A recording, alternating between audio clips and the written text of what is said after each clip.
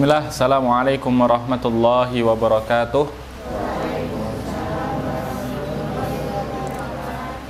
Alhamdulillah, hamdan katsiran thayyiban mubarakan fih. Wassalatu wassalamu ala rasulillah wa ala alihi wa ashabihi wa mawalah. Allahumma anfa'na bima 'allamtana wa 'alimna ma yanfa'una. Rabbi zidna ilma warzuqna fahma. Rabbi shrah li sadri wa yassir li amri wahlul 'uqdatam min lisani yafqahu qawli. Amma ba'du. Saudara-saudara yang insyaallah dirahmati oleh Allah Subhanahu wa taala. Sebelumnya paling tua usianya berapa ya? Paling tua? 18. Hah? 18, berarti tak panggil adik masih enggak apa-apa. Saya lebih tua soalnya. Ya. Kalau Pak Tri dipanggil apa, Pak? Pak D. Okay. Paling kecil usia berapa? 5 tahun, Masya Allah, 5 tahun ya. Adik-adik yang insyaallah dirahmati oleh Allah Subhanahu wa taala, pertama kalinya marilah kita senantiasa memanjatkan puji syukur kehadirat Allah Subhanahu wa taala, yang mana Allah Subhanahu wa taala masih memberikan kita banyak sekali kenikmatan-kenikmatan. Termasuk diantaranya nikmat dapat berkumpul bersama, insyaallah semuanya di sini orang-orang soleh. Nikmat berkumpul bersama orang-orang soleh. Juga nikmat untuk thalabul ilmi, untuk belajar. Man salaka tariqan yaltamisu fihi ilman, barang siapa yang menempuh jalan untuk mendapatkan ilmu, datangnya adik-adik ke sini jalan kaki, naik motor, naik mobil, sahhalallahu lahu tariqan ilal jannah, maka insyaallah akan dimudahkan jalan menuju surga. Insyaallah. Ini jalan saja, jalan, sekedar jalan kemudian hadir di majelis ilmu, insyaallah Allah Subhanahu wa taala mudahkan jalan menuju surga. Kemudian salawat serta salam semoga tetap tercurah limpahkan kepada Nabiullah Muhammad sallallahu alaihi wasallam beserta para keluarganya, sahabatnya, tabi'in, tabi'ut tabi'in, serta orang-orang saleh yang senantiasa istiqomah dalam sunnahnya hingga yaumul akhir nanti. Saudara-saudara yang insyaallah dirahmati oleh Allah Subhanahu wa taala, bapak-bapak, ibu-ibu, mas-mas, mbak-mbak, adik-adik, sebelumnya perkenalan enggak ini? Perkenalan. Tak kenal maka pepatah mengatakan tak kenal maka tak benci atau ta'aruf. Tak kenal maka ta'aruf. Tak kenal maka ta'aruf. Kalau enggak kenal ta'aruf, kenalan. Masa tak kenal maka tak sayang? Tak kenal maka tak sayang enggak? Agak piye, Pak? Ya. Ya. Nama saya Muhammad Fawaz Al-Ghazi. Fawaz Al-Ghazi. Saya kakaknya Vicky sama Fauzan. Nanti kalau tanya-tanya lebih jauh bisa tanya sama Bulik Robi. Tidak perlu banyak perkenalan ya. Intinya seperti itu. Asli Solo. Alhamdulillah di sini bareng sama teman-teman FK untuk dakwah bareng di sini, kemudian berjuang bareng sama teman-teman, sama Ustadz Lutfi, sama Pak Tri, sama Ustadz Rauf dan lain-lain. Adik-adik yang insyaallah dirahmati oleh Allah Subhanahu wa taala, ada sebuah cerita yang sangat indah sekali. Mungkin sebagian besar dari kita sering mendengar cerita ini. Cerita seorang pemuda. Ya'ti rajulun qadiman minal Yaman ilal Makkah. Jadi ada seorang laki-laki jalan kaki dari Yaman sampai Mekah. Saya kebetulan kuliah di Yaman, ngaji di Yaman. Jarak antara Yaman dengan Mekah ini sekitar mungkin ada, kalau 1000 kilo ada ya. Dari sini sampai mana, Pak? Palembang, Pak. Semarang Palembang 1000 kilo lebih mungkin ya. Pokoknya Jawa Sumatera. Jalan kaki, bayangkan. Seorang laki-laki dari Yaman jalan kaki menuju Mekah. Ya'ti hamilu ummuhu ala dhahri. Jalan kaki ini tidak cuma jalan kaki biasa, tapi apa? Hamila ummuhu fi dhahri. Di atas punggungnya ini gendong ibunya. Insya Allah. Dari Yaman sampai Mekah 1000 kilo, gendong orang tuanya. Untuk apa? Untuk haji. Ada yang tahu namanya? Siapa? Masya Allah, barakallahu fiik. Uwais Al-Qarni. Uwais Al-Qarni. Beliau dari Yaman sampai Makkah gendong ibunya. Kemudian ceritanya bagaimana? Nah, dia ini mau menghajikan orang tuanya tapi tidak punya unta, tidak punya sapi, tidak punya motor. Zaman dulu tidak ada motor ya. Perjalanannya pakai unta, tidak punya unta, tidak punya kendaraan. Akhirnya apa? Berazam, bertekad untuk membawa orang tuanya ini haji, ibunya ini haji dengan cara digendong.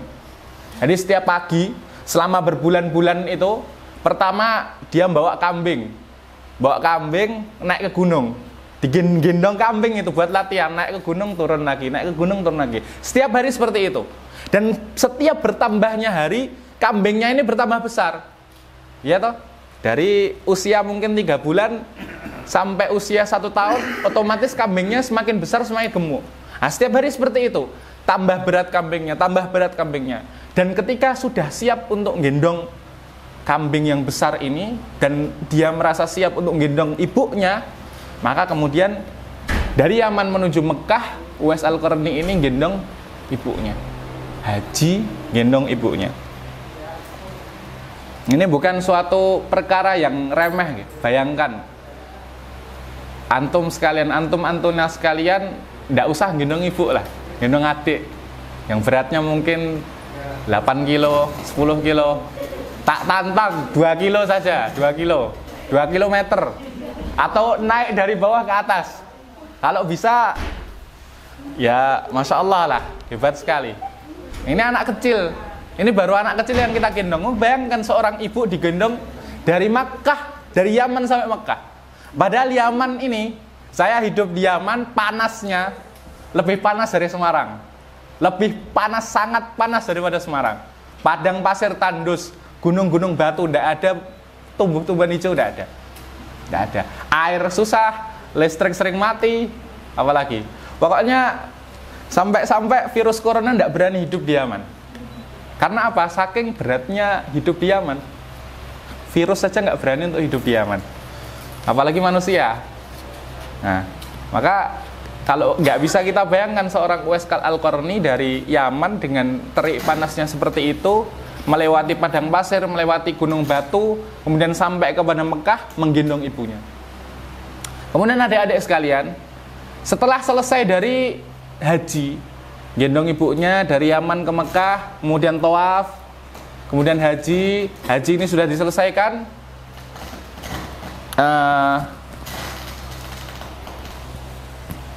Kemudian Uwais Al-Qarni ini datang kepada Ibnu Umar. Falamman taha jaa ila Ibni Umar qala ya Ibnu Umar hal tarani qad waffaitu haqqaha hal hunaka birrun a'zamu min dzalik. Dia Uwais Al-Qarni ini tanya kepada Ibnu Umar, wahai Ibnu Umar, bagaimana menurutmu? Apakah menurutmu aku ini sudah membalas jasa dari ibu-ibuku? Apakah ada amalan yang lebih utama atau lebih besar daripada amalanku gendong ibu dari Yaman menuju Makkah? Masya Allah. Coba bayangkan, apakah kalau kira-kira ada ndak amalan bakti kepada orang tua yang lebih mulia daripada gendong ibunya dari Yaman menuju Makkah? Kira-kira ada ndak? Terbayang ndak? Terbayang ndak? Ndak terbayang ya. Kemudian dengan amalan sebesar itu, semulia itu, apa jawab Ibnu Umar? Ibnu Umar menjawab, la, wallahi la.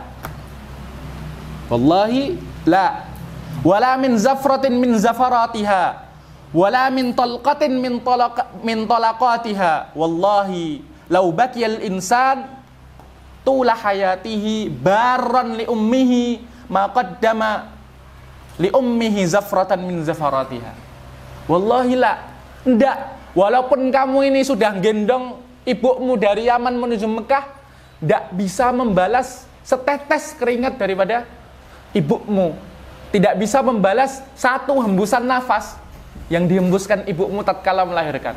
Masya Allah, jawab Ibnu Umar.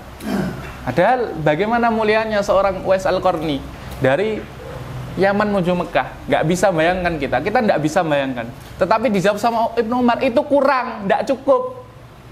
Itu nggak lebih mulia daripada hembusan nafasnya seorang ibu ketika melahirkan, atau hentaan kaki ibu, perjalanan kaki ibu untuk mencarikan makan untuk kita, kata Ibnu Umar. Kemudian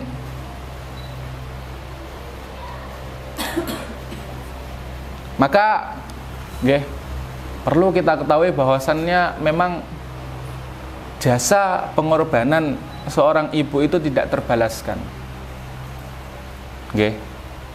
Annal wafa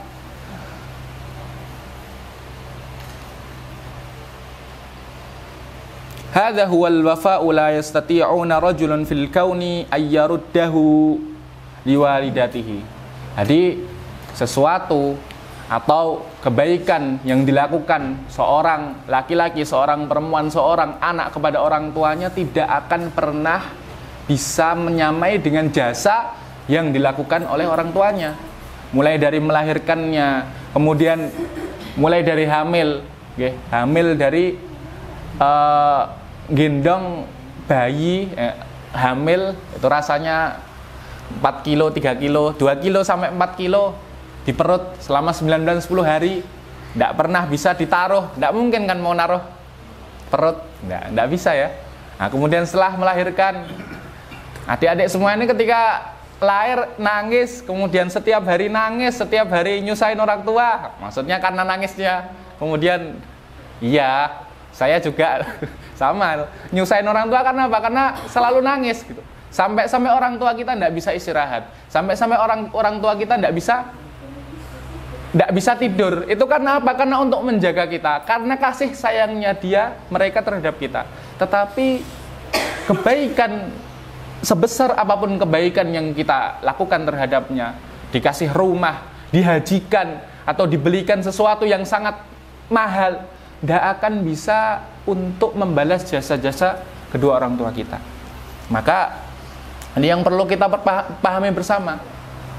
Ada yang masih punya ibu? Enggak. Yang masih punya ibu, angkat tangan. Semua masih punya ibu. Yang enggak punya ibu? Satu. Berarti rata-rata masih punya ibu ya. Mumpung masih punya ibu, bakti kita kepada orang tua, harus kita selalu tingkatkan, maksimalkan. Ada satu kata-kata yang saya ingat, selalu saya ingat. Kalau misalkan saya malas belajar, kalau misalkan saya lagi malas belajar ataupun malas futur, lagi malas ataupun apalah, yang saya ingatkan, yang saya katakan pada diri saya pribadi, apa? Keringat ayahku dan air mata ibuku akan kubalas dengan kesungguhanku. Nah, ini yang seharusnya kita tanamkan pada diri kita, yang kita katakan pada diri kita, keringat ayahku, air mata ibuku akan kubalas dengan kesungguhanku. Seperti itu. Kemudian ada kisah lagi, kisah dari Nabi Musa alaihissalam. Nabi Musa alaihissalam tanya, suatu ketika Nabi Musa alaihissalam ini tanya kepada Allah subhanahu wa ta'ala, Ya Rabbi arini rafiqi fil jannah. Wahai Allah subhanahu wa ta'ala, ya Rabbku, tolong kasih tahu aku, beritahu aku siapa temanku nanti di jannah, yang bakal menemani aku di surga ini siapa? Tanya Nabi Musa alaihissalam kepada Allah subhanahu wa ta'ala. Apa jawab Allah subhanahu wa ta'ala? Hadza rafiquka fil jannah. Ini loh temanmu di jannah ini. Wa asyara ilaihi anittabi'uh. Kemudian mengisyaratkan kepada Nabi Musa untuk mengikuti dia, ngelihatkan, nunjukkan, oh ini fulan, dia itu temanmu di surga, ikuti dia. Kemudian apa? Fataba'uhu Musa. Kemudian Nabi Musa alaihissalam mengikuti laki-laki tadi. Fadakhala hadzal rajul ila baiti imra'atin ajuz wa bada'a yurattib laha baitahu wa yaskunuhu wa yughassiluhu wa yatbakhu laha minat ta'ami. Kemudian laki-laki yang diikuti Nabi Musa ini, dia masuk ke dalam rumah. Nabi Musa kan sudah ditunjukkan, ini loh laki-laki yang bakal nemeni kamu di surga. Kemudian apa? Laki-laki ini masuk ke dalam rumah. Di dalam rumah ini ada seorang ibu yang tua renta, yang lemah dan tua renta. Kemudian laki-laki tadi apa? Masuk ke dalam rumah, merapikan rumahnya, kemudian menyapu lantainya, kemudian menyucikan pakaiannya, memandikan ibunya. Nah, seperti ini dilihat oleh Nabi Musa. Kemudian Nabi Musa berkata, tanya kepada laki-laki tadi, ini qala ya rajul man hadhihi allati kanat fil bait. Ini siapa yang di dalam rumah ini, siapa wahai laki-laki? Wahai fulan yang kamu mandikan, kemudian kamu rapikan rumahnya, ini siapa? Kemudian jawab laki-laki tadi, qala annaha ummi. Sesungguhnya perempuan tua tadi adalah ibuku. Qala ummuka. Nabi Musa tanya, ibumu itu beneran ibumu? Iya, dia adalah ibuku. Kata laki-laki tersebut. Qala, kemudian Nabi Musa alaihissalam berkata, dengar ini poin penting ya. Perhatikan. Wa ma tad'u laka ummuk. Wa ma tad'u laka ummuk. Wa ma tad'u laka ummuk. Apa yang didoakan doa ibumu untukmu? Ini tanya Nabi Musa alaihissalam kepada laki-laki. Doa ibumu untukmu itu apa? Ibumu itu mendoakan kamu apa? Kemudian laki-laki tersebut menjawab, qala ummi la tad'uli illa du'a. Ibuku itu tidak pernah mendoakan aku kecuali satu doa. Apa doanya? Qala wa ma hadzal du'a. Apa doanya? Qala la taqul li kullama kharajtu min manziliha illa Allahumma ja'al ibni rafiqa Musa fil jannah. Ketika aku ini adalah laki-laki tadi keluar dari rumah, ibuku selalu mendoakanku satu doa, yaitu apa? Allahumma, wahai Rabbku, Allahumma ja'al ibni, jadikanlah anakku ini rafiqa Musa fil jannah, yang membersamai Musa, sebagai temannya Musa di jannah, di surga. Masya Allah. Kemudian apa jawab Musa? Apa kata Nabi Musa alaihissalam? Qala Musa abshir, bergembiralah kamu. Hadza Musa bin Imran rafiquka fil jannah. Saya ini Musa bin Imran. Saya yang akan menjadi temanmu di surga nanti. Masya Allah. Doa seorang ummi, doa seorang ibu. Doa seorang ibu itu dakwatun la turat. Doa yang tidak akan ditolak oleh Allah Subhanahu wa taala. Ini doa seorang ibu. Maka kalau mumpung masih ada ibu, mumpung masih punya ibu, kita maksimalkan untuk minta doa kepada ibu kita. Jadi adik-adik sekalian, doa ibu ini adalah doa yang tidak akan tertolak. Ini dengerin ya, kita sama-sama merenung. Doa seorang ibu ini adalah doa yang tidak pernah tertolak. Walaupun ibu mendoakan hal buruk ataupun baik, semuanya bakal dikabulkan oleh Allah Subhanahu wa taala. Kalau seandainya ibu kita mendoakan sesuatu yang buruk kepada kita, pasti terjadi. Dan ketika ibu kita mendoakan kita suatu kebaikan, maka juga pasti terjadi. Kita lihat orang-orang yang usahanya rugi. Kita lihat orang-orangnya yang hidupnya hancur, jadi gelandangan, yang nggak punya rumah. Atau kita lihat orang-orang yang hidupnya nggak berkah. Itu karena apa? Karena doa dari ibunya. Karena tidak pernah menghormati ibunya. Begitu juga kalau kita lihat orang-orang yang sukses. Ipo Santoso, beliau seorang bisnismen juga, motivator, punya bisnis di mana-mana. Ketika ditanya rahasia suksesmu itu apa, maka saya ketika pulang atau setiap mau memulai bisnis, saya pasti pulang ke rumah, minta doa, tak cuci kakinya ibuku, tak cium kakinya ibuku, dan minta doa kepada ibu. Sehingga saya jadi seperti ini. Jadi hasil yang didapatkan oleh Ipo Santoso ini, kesuksesan yang dia dapatkan di dunia ini adalah berkat apa? Berkat doa-doa ibunya. Masya Allah. Nah, ini perlu kita pahami bersama.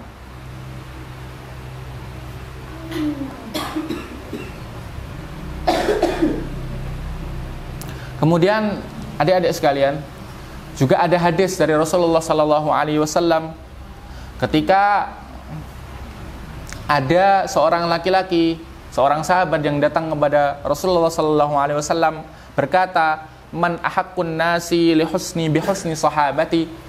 Siapa toh orang yang harus paling aku muliakan, paling aku hormati ini siapa? Tanya seorang sahabat kepada Rasulullah. Kemudian apa jawab Rasulullah? Qala ummuka. Tsumma man? Kemudian siapa? Ummuka, ibumu. Kemudian siapa lagi? Ummuka, ibumu. Sampai diulang Rasulullah sallallahu alaihi wasallam 3 kali. Tsumma man? Abuka. Setelah itu baru Rasulullah sallallahu alaihi wasallam menjawab dengan bapakmu. Yang pertama kali. Ngobrol apa, Mas? Ngobrol apa? Dilanjutin aja. Nanti saya yang diem. Siapa? Ditanya, siapa yang harus dihormati yang pertama kali kita hormati? Ibumu. Ditanya lagi, siapa lagi? Ibumu. Siapa lagi ibumu? Tsumma abuka. Setelah itu baru bapakmu. Ibu ini menempati 3 posisi. Yang diutamakan dan paling diutamakan adalah hormat kita kepada ibu kita. Kenapa? Da'watun la turad. Doa seorang ibu adalah doa yang tidak mungkin tertolak. Kemudian ada satu perkataan menarik dari para ulama, anna qimatana bi qimati birrina liwalidaina. Jadi harga diri kita atau nilai kita ini, harga diri kita ini sebagaimana kita berbuat baik kepada orang tua kita.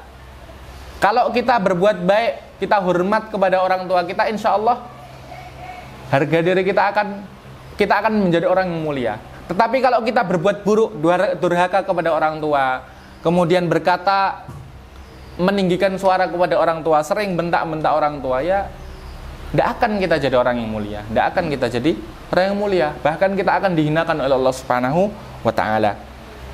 Dan ingat, adik-adik sekalian ingat, ini ancaman dari Allah Subhanahu wa Ta'ala.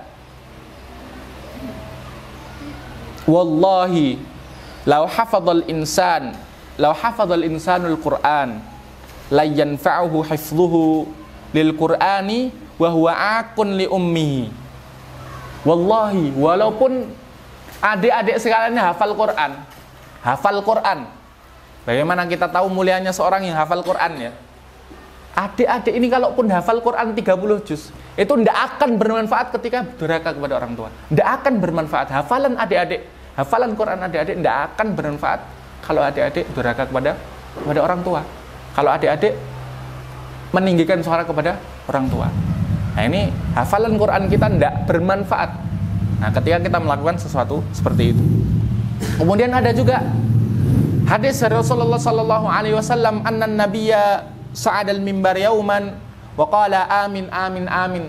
Rasulullah sallallahu alaihi wasallam ketika itu naik mimbar, berada di atas mimbar, kemudian berkata amin amin amin. Kemudian para sahabat menjawab, ya Rasulullah, kok jenengan ini kok ngomong amin, bersabda amin amin amin, maksudnya apa?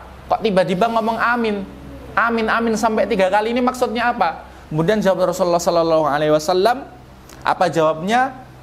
Ja'ani Jibril, datang kepadaku malaikat Jibril. Jadi malaikat Jibril ini datang kepada Rasulullah ketika Rasulullah berada di atas mimbar. Faqala ya Muhammad, kemudian berkata, wahai Muhammad,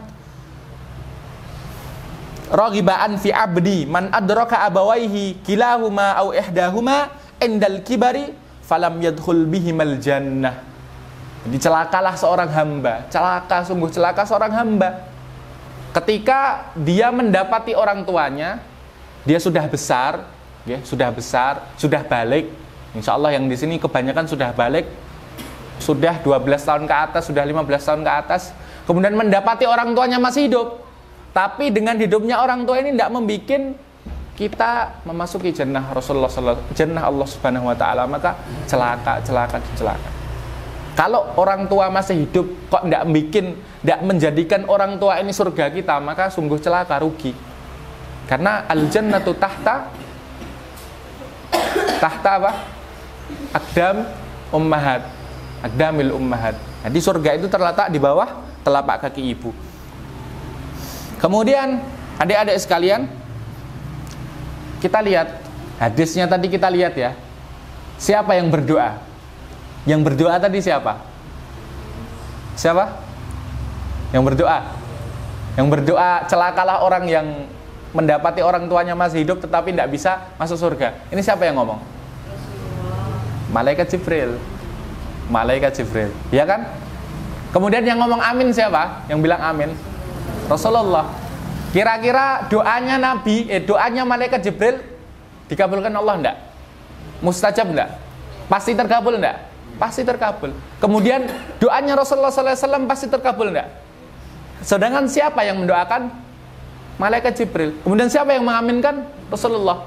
Kira-kira kalau seandainya kita berada pada posisi ini, maksudnya ada orang tua, kemudian kok orang tua ini tidak menjadikan kita masuk surga, doanya Nabi Muhammad SAW pasti terkabul enggak? Pasti. Kemudian apa doanya? Celaka. Celaka. Kalau celaka berarti rugi di akhirat. Na'udzubillahi min dzalik. Kemudian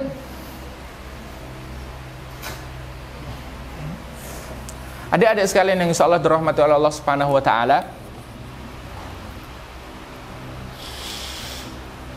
kita ini tidak akan pernah tahu nilainya seorang orang tua kita atau berharganya orang tua kita kecuali kita sudah kehilangan orang tua kita.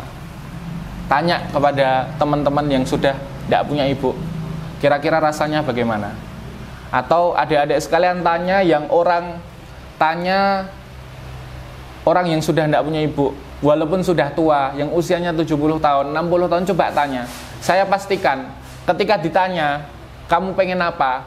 Orang-orang tua mbah-mbah ketika ditanya, kira-kira apa permintaan? Kalau boleh berandai-andai apa yang pengen diminta? Maka mesti menjawab pengen dikembalikan ibunya. Ibunya pengen dikembalikan ke dunia. Karena apa? Karena sangat berharganya seorang ibu. Ini sangat berharga sekali. Bagaimana seorang ibu? Tidak ada orang yang kok rela mengorbankan jiwanya, rela mengorbankan nyawanya untuk anaknya kecuali seorang ibu. Mulai dari melahirkan, taruhannya nyawa. Kalau tidak ibunya yang mati, anaknya yang mati. Kemudian ibunya memilih biar saya saja yang mati. Ini berarti menunjukkan bahwasannya Masya Allah sangat berharga sekali perjuangan seorang ibu.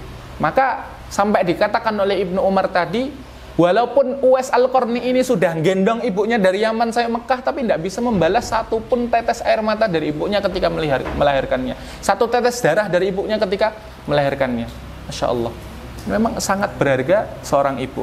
Jadi kalau masih punya ibu, kita minta maaf sama ibu, kita minta doa sama ibu, kita cuci kakinya, kita cium keningnya, kemudian kita sampaikan rasa sayang kita ucapkan kata cinta kita kepada ibu kita, kemudian minta doa, Bu, doakan yang baik-baik. Bu, kalau misalkan saya nakal, jangan pernah doakan yang buruk-buruk. Minta sama ibu seperti itu. Karena kalau seandainya kita nakal, kemudian ibu kita mendoakan yang jelek, jadi terkabul. Maka apa? Kita minta sama ibu, Bu, kalau saya nakal, doakan saya jangan jadi anak yang nakal. Doakan saya jadi anak yang berbakti. Kalaupun nanti saya nakal, jangan doakan saya yang jelek-jelek. Doakan saya agar diberikan hidayah. Doakan saya agar bisa apa? Menjadikan orang-orang yang soleh, yang solehat. Ini permintaan kita yang harus kita sampaikan kepada orang tua kita. Kemudian apa? Adik-adik sekalian, Abu Hurairah, cerita dari Abu Hurairah radhiyallahu anhu. Ketika Abu Hurairah radhiyallahu anhu ditanya oleh seorang sahabat, "Aina birruka li ummik?" Aina birruka li ummik? Kok kamu ndak berbuat baik kepada umikmu, kenapa? Kok ndak berbuat baik kepada ibumu, kenapa? Kok sekarang kamu ndak berbakti sama ibumu? Maksudnya kenapa kok malah mengedepankan thalabul ilmi, mengedepankan belajar daripada berbakti sama orang tua? Kemudian jawabnya Abu Hurairah bagaimana? Qala Saya ini punya saudara, dan saudara saya ini sudah menjaga ibu saya. Jadi saatnya saya belajar, karena ibu saya sudah dijaga oleh saudara saya. Kemudian apa jawab sahabat tadi? Laki-laki tadi, subhanallah, turidu li akhika ayyadkhulal jannah wala turidu li nafsika anta an tadkhulal jannah. Kamu tuh gimana? Kamu menjadikan saudaramu tadi untuk masuk surga, sedangkan kamu tidak menjadikan dirimu masuk surga. Apa kamu nggak pengen masuk surga? Apa kamu pengen yang masuk surga itu cuma saudaramu karena berbakti kepada orang tua? Apa kamu nggak pengen masuk surga? Nah, kemudian setelah kejadian ini setiap pagi sebelum pergi ke masjid, sebelum pergi ke majelis ilmu, sebelum mengambil hadis dari Rasulullah Sallallahu Alaihi Wasallam, Abu Hurairah selalu ziarah ke rumah uminya, selalu menjenguk uminya, selalu menjenguk ibunya. Kemudian apa? Kata Abu Hurairah kepada uminya, "Assalamu alaik ya ummi." Salamun alaik ya ummi. Kemudian assalamu alaik ya ummi, salam kepada ibunya. Habis itu mendoakan ibunya, rahimakillah kama rabbaitani wa ana shaghir. Nah, semoga Allah Subhanahu wa taala merahmatimu ya ibu, karena apa? Karena kamu telah mendidikku, karena kamu telah melahirkanku, karena kamu telah menyayangiku di waktu kecil. Kemudian apa jawab dari ibu Abu Hurairah radhiyallahu anhu? Salamun alaik ya Abu Hurairah. Semoga keselamatan ada padamu ya Abu Hurairah. Rahimakallah. Dan kemudian Allah Subhanahu wa taala juga aku berdoa agar Allah Subhanahu wa taala memberikanmu rahmat. Kama barartani wa ana kabirah. Sebagaimana kamu tetap berbakti kepadaku di waktu aku tua. Masya Allah. Ini doa dari ibu Abu Hurairah radhiyallahu anhu. Kemudian sebelum saya akhiri adik-adik sekalian, pesan saya ada dua pesan. Yang pertama, pesan untuk adik-adik yang masih punya orang tua, masih punya ibu ya. Ayah tetap dihormati kalau masih punya ayah, tetapi ini kita prioritaskan kepada ibu, karena ibu ini menempati 3 kedudukan, ibumu. Buat adik-adik yang masih punya ibu, jangan pernah sia-siakan pengorbanan ibu. Pesan saya yang pertama, selalu hormati ibu, selalu berbakti kepada orang tua. Karena apa? Karena orang tua ini adalah surga kita. Orang tua seorang ibu ini mulia, sangat mulia sekali. Kenapa? Seorang ibu sudah memindahkan surga dari surga untuk ke bumi untuk anaknya. Memindahkan surga ke bumi untuk anaknya, seorang ibu. Lewat apa? Lewat telapak kakinya. Jadi kalau adik-adik sekalian, antum berbakti kepada orang tua, antum berbuat baik kepada orang tua, maka insya Allah pintu surga dibukakan oleh Allah Subhanahu wa ta'ala. Sebagaimana para salaf itu para orang-orang dahulu, ulama-ulama zaman dahulu, ketika orang tuanya meninggal, ketika ibunya meninggal, dia nangis. Ketika orang tuanya meninggal atau ibunya, terlebih lagi ibunya meninggal, para salaf terdahulu, orang-orang terdahulu nangis. Kenapa nangis? Karena mereka kemudian berkata, bab min abwabil jannah ughliqat. Pintu surga ini sudah ditutup dengan meninggalnya seorang ibu. Maka gimana aku nggak nangis? Satu pintu surga ini ditutup kok nggak nangis, itu kebangetan. Jadi mumpung masih punya orang tua, yang maksudnya mumpung masih punya ibu, kalau punya ibu kita maksimalkan. Ya. Mumpung masih punya ibu. Ini pesan saya yang pertama untuk yang masih punya ibu. Yang kedua untuk yang sudah tidak punya ibu atau sudah tidak punya orang tua. Orang tuanya sudah meninggal, ibunya sudah meninggal, atau ayahnya sudah meninggal.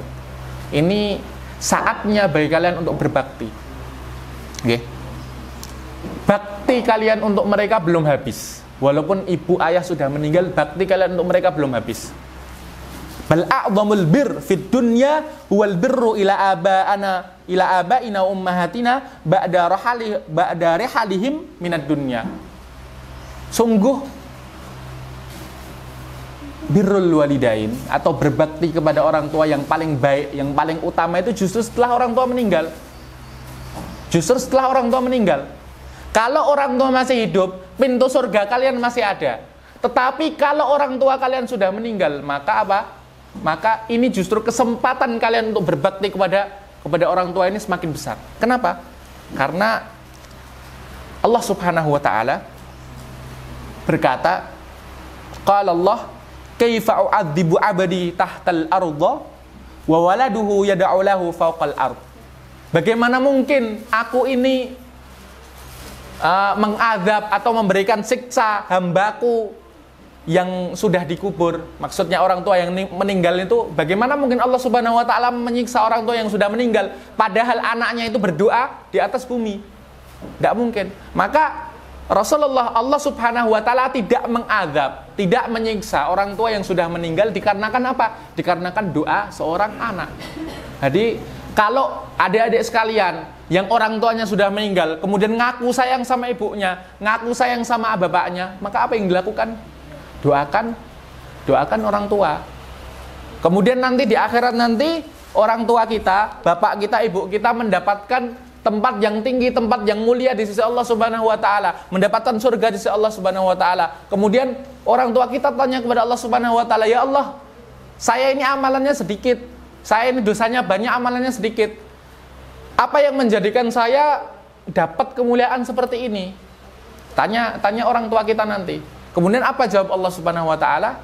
Bistighfari wa waladikalaka. Bistighfari waladikalaka. Dengan istighfarnya anak-anakmu untukmu. Ini menjadikan kamu mendapatkan kemuliaan seperti ini, mendapatkan derajat yang tinggi di sisi Allah Subhanahu wa taala. Maka kalau apa tadi pesan yang pertama tadi untuk ibunya yang belum meninggal, apa pesannya? Apa?